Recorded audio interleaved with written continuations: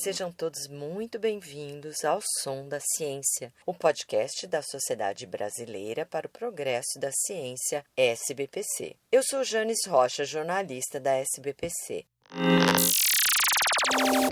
Chegamos à sexta temporada do Som da Ciência e a ideia agora é aprofundar no assunto mais comentado do ano na área de tecnologia, a inteligência artificial, que fez um desembarque triunfante na internet em novembro passado com o lançamento do ChatGPT. O sistema, criado pela empresa OpenAI, popularizou uma tecnologia chamada generativa, que tem esse nome porque gera textos, imagens e sons a partir da interação com os humanos. O ChatGPT já tem vários concorrentes, entre eles o Bard da Google e o Bing da Microsoft. Já fizemos uma prévia desse tema em uma entrevista com o professor Glauco Arbix, do Centro para a Inteligência Artificial Avançada da Universidade de São Paulo, que foi postada em um episódio bônus no dia 4 de agosto. Se você não ouviu, volta lá na lista do Som da Ciência em seu agregador de podcast preferido e ouça, porque o professor Arbix é bem didático para explicar o que é inteligência artificial e quais as repercussões na educação e na ciência. Neste episódio, vamos abordar um dos aspectos mais preocupantes, que é o mercado de trabalho. A questão é que, se as plataformas e os robôs há anos vêm roubando empregos pelo mundo em áreas como transportes, turismo e delivery, como será com a inteligência artificial, que tem uma capacidade de processamento de dados milhões de vezes maior que o dos sistemas existentes até agora?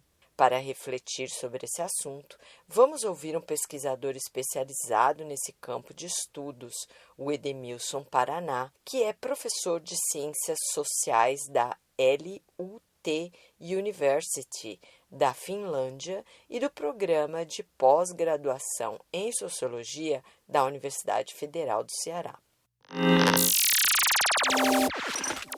Professor, no mundo da tecnologia temos visto que o emprego foi eliminado, mas o trabalho não. Essa tendência também é válida para a inteligência artificial? Depende, né? Porque mesmo para o emprego ela é uma afirmação relativa. É claro que se a gente considera os arranjos empregatícios das últimas décadas, eles se alteraram significativamente, né? E se a gente definir emprego por um arranjo de prestação de serviço, de oferta e demanda de trabalho, de contratação, ancorada num contrato de trabalho com relativa proteção, direitos, horário definido e etc., de fato esse modelo se enfraqueceu enormemente, não só no Brasil, mas em vários outros lugares do mundo. Né? Com a diminuição desse arranjo, isso não significa definitivamente que o trabalho diminuiu, o trabalho acabou.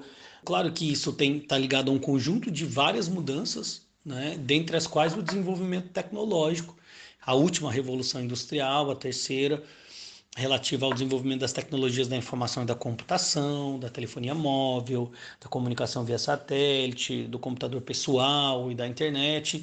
Essa transformação impactou todo o mundo econômico, o mundo produtivo e alterou significativamente a relação entre trabalho e emprego.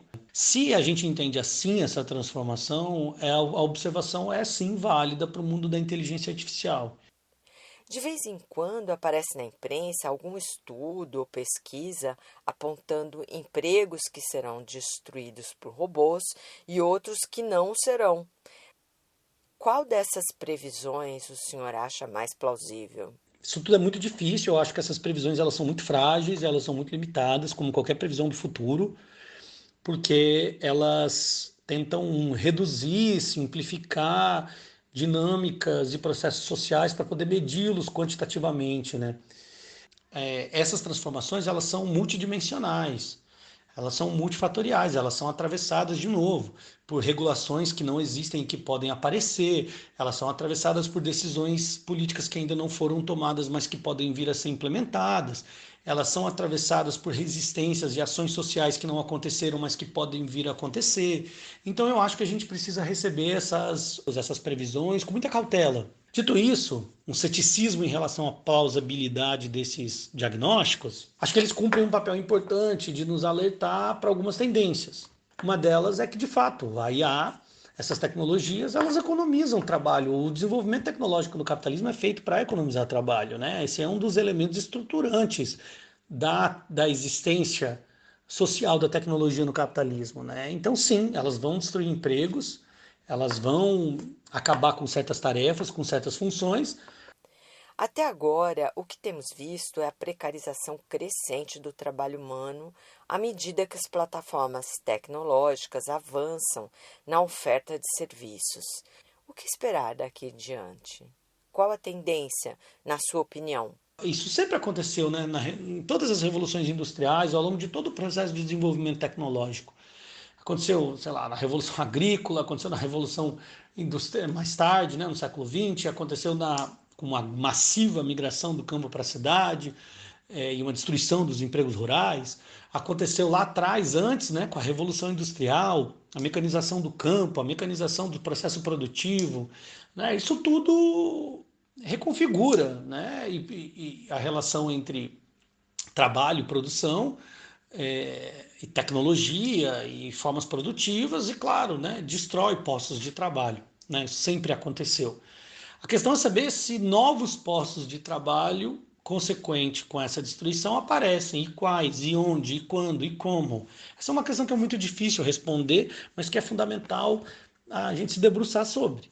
Né? Então é muito provável que, mais do que criar ou destruir empregos, o que, bem, pode acontecer e vai acontecer, é mais importante, no meu modo de ver, a gente olhar para a transformação, para a reconfiguração estrutural que essas mudanças ensejam. Né? Sobre a natureza, o que acontece com a natureza do trabalho, com a nossa relação com o trabalho, como é que a gente vai prover a existência das pessoas nesse quadro, quais outras oportunidades se abrem, quais outros setores se abrem, para onde a economia se dirige, né? Porque, bem, outras fronteiras podem se abrir. Né? Mas sim, essa tendência de uma destruição de empregos, ela é uma tendência forte, significativa e muito provável de ocorrer em muitos campos, de novo, com a criação de empregos em outras. E no interior dessa forma de regulação social, no interior dessa forma de gestão política do trabalho e do emprego, a tendência dominante é de que isso produza, sim, desemprego, precarização, informalização, piora nas condições de trabalho, diminuição da remuneração, aumento da desigualdade, aumento da renda no topo, né, a chamada polarização, não só no mercado de trabalho, mas na riqueza e na renda da sociedade como um todo. Então, sim, acho que essa é uma tendência alarmante, importante, que deve inspirar atenção, cuidado e ação de todos os setores sociais, governos, sociedade civil, opinião pública, partidos, movimentos sociais e assim por diante. Né? Como devemos nos preparar para não sermos inutilizados pela inteligência artificial?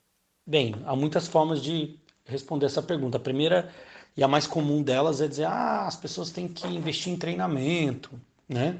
Em requalificação profissional e educacional. Isso tudo é verdade, faz sentido. Né? Mas junto disso, para que a gente não seja inutilizado pela IA, a gente tem que alterar a maneira de como a nossa sociedade se organiza, né? A maneira de como a renda é distribuída, a maneira de como a gente cuida das maiorias sociais e das minorias políticas, a maneira de como o processo decisório em relação a isso ocorre, né? Quão democrático, participativo, né? Quão envolve, né? Quão envolvente, né? Ativamente envolvente dessas pessoas esses processos são. E por que que isso é tão importante, né? Mas está falando de uma coisa que não está diretamente vinculada. Não, está diretamente vinculada, porque é a maneira de como a gente define essas tecnologias, como a gente regula essas tecnologias, como a gente organiza o ambiente de trabalho, a relação entre empresa, Estado, sociedade, etc. Isso tem um desdobramento significativo quanto à utilização ou inutilização das pessoas no contexto social. Né? Então, se a gente cria sistemas educacionais diferentes, se a gente cria sistemas políticos que são mais consequentes com essa nova maneira de organizar a sociedade. Se a gente coletivamente reconfigura a sociedade, bem, nós vamos ser capazes, seremos capazes de produzir dignidade, de produzir inclusão, distribuição de renda, qualidade de vida. Se a gente não for capaz disso, a gente não só vai ser inutilizado pela IA, como a gente já é inutilizado pelas tecnologias atualmente existentes que não são a IA propriamente, né? Historicamente, seres humanos são inutilizados, né? São deixados à deriva, são, né, na sua incapacitação, nas suas limitações, no seu desamparo. Isso acontece, e aconteceu historicamente.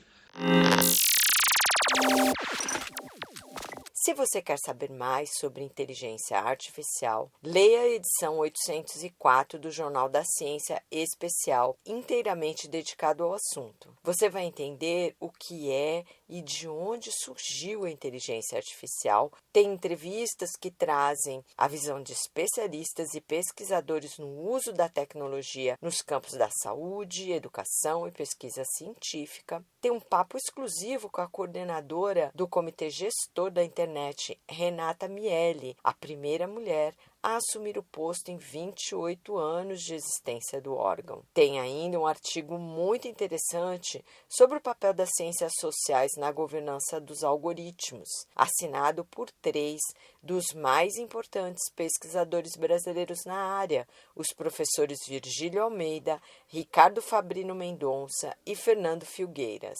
O Jornal da Ciência Especial está disponível para baixar gratuitamente no site Jornal da Ciência, tudo junto, .org.br, na aba JC Especial. A SBPC é uma entidade que luta pelo avanço científico e tecnológico e pelo desenvolvimento educacional e cultural do Brasil. Se você partilha desses valores, considere a possibilidade de apoiar a SBPC. Pode ser ficando sócio ou fazendo uma doação. Entre no portal sbpcnet.org.br na aba Fique Sócio e siga as instruções. Por hoje é só. Não perca os próximos episódios do Som da Ciência, que agora vão ao ar de 15 em 15 dias. Nos intervalos dos episódios, você pode ouvir os programas e os boletins da SBPC na Rádio Unesp FM. O podcast O Som da Ciência é uma produção da equipe de comunicação da SBPC e está disponível nas principais plataformas agregadoras de podcasts. Ouça, compartilhe e assine o feed para receber todos os novos episódios. Até a próxima. Tchau!